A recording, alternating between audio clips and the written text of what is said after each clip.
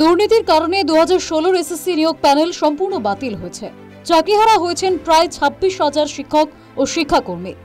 এবার আদালতে এই মামলার বিচার প্রক্রিয়া শুরু হলো।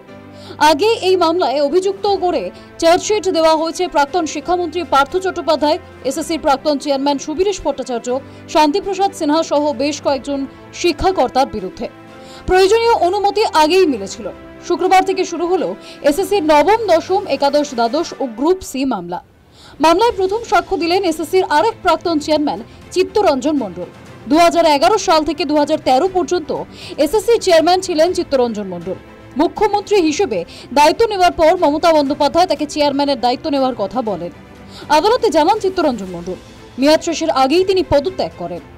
শুক্রবার মামলার সাক্ষ্য গ্রহণে উঠে আসে পদত্যাগ প্রসঙ্গ। সাক্ষ্য দিতে গিয়ে চিত্তরঞ্জন মণ্ডল বলেন, বেআইনি নিয়োগের জন্য তার উপর চাপ সৃষ্টি করা হচ্ছিল। বিচারক বিশ্বরূপ শেঠ প্রশ্ন করেন, কে তাকে চাপ দিয়েছিল? সাক্ষী বলেন, মুকুল রায় এবং পরোক্ষভাবে পার্থ চট্টোপাধ্যায়। পার্থ চট্টোপাধ্যায় তাকে বাড়িতে ডেকেও পাঠিয়েছিল বলে জানান চিত্তরঞ্জন মণ্ডল।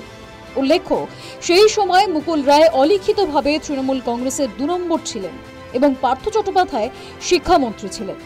এই মামলায় সিবিআই মোট 8 জনের নাম জমা করেছে। শুক্রবার ভার্চুয়াল মাধ্যমে হাজির ছিলেন পার্থ চট্টোপাধ্যায়। তৎকালীন এসএসসি চেয়ারম্যানের সাক্ষ্যে পার্থ চট্টোপাধ্যায়ের বিপদ আরও বাড়ল বলেই মনে করছে আইনি মহল। News time.